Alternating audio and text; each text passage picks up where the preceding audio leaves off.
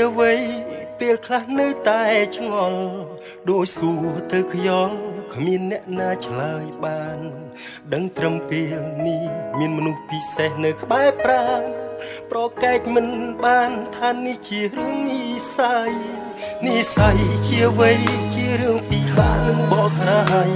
ដឹងត្រឹមរីករាយពេលយើងនៅក្បែរគ្នាព្រោះនៅក្នុងលោកនេះមានមនុស្សច្រើនណាស់អត់គណនាប៉ុន្តែក្តីស្នេហាគឺត្រូវការតែម្នាក់ប៉ុណ្ណោះទោះជាយ៉ាងណាក៏នៅតែគ្មានអ្នកណាល្អជាងរូបអូនជីវិតនេះមានអូនតែម្នាក់បងហាក់មានអ្វីទាំងអស់អរគុណដែលអូនស្រឡាញ់បងទាំងបងគ្មានអ្វីសោះឲ្យបងសុំទោសព្រោះបងអ្នកក្រជាយ៉ាងណាក៏នៅតែគ្មានអ្នកណាល្អជាងសង្សារខ្ញុំសើជុំគ្រប់ពេលតែងតែមានវត្តមានអូនកុំដកធ្វើជាកម្លាំងបណ្ដាលចិត្តជាស្នេហ៍ពិតព្រមនេះខិតដល់ឲ្យបង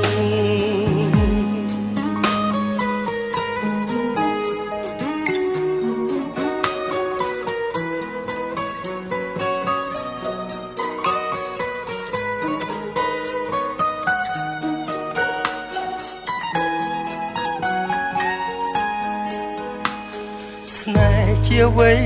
ពេលខ្លះនៅតែឆ្ងល់ដូចសួរទៅខ្យល់គ្មានអ្នកណាឆ្លើយបានដឹងត្រឹមពេលនេះមានមនុស្សពិសេសនៅក្បែរប្រាណប្រកែកមិនបានថានេះជារឿងនិស្ស័យជាវ័យជារឿងពិបាកនឹងបកស្រាយដឹងត្រឹមរីករាយពេលយើងនៅក្បែរគ្នាព្រោះនៅក្នុងលោកនេះមានមនុស្សច្រើនណាស់អត់គណនាប៉ុន្តែក្តីស្នេហាគឺត្រូវការតែម្នាក់ប៉ុណ្ណោះទោះជាយ៉ាងណាក៏នៅតែគ្មានអ្នកណាល្អជាងរូបអូនជីវិតនេះមានអូនតែម្នាក់បងហាក់មានអ្វីទាំងអស់អរគុណដែលអូនស្រឡាញ់បងទាំងបងគ្មានអ្វីសោះឲ្យបងសុំទោសព្រោះបងអ្នកក្រជាយ៉ាងណាក៏នៅតែគ្មានអ្នកណាល្អជាងសង្សារខ្ញុំសើជុំគ្រប់ពេលតែងតែមានវត្តមានអូនកុំដកធ្វើជាកម្លាំងបណ្ដាលចិត្តជាស្នេហ៍ពិតព្រមនេះខិតដល់ឲ្យបង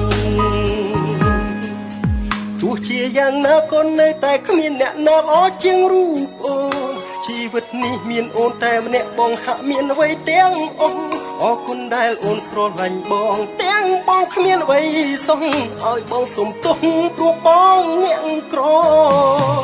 ទោះជាយ៉ាងណាក៏នៅតែគ្មានអ្នកណាល្អជាងរូបអូន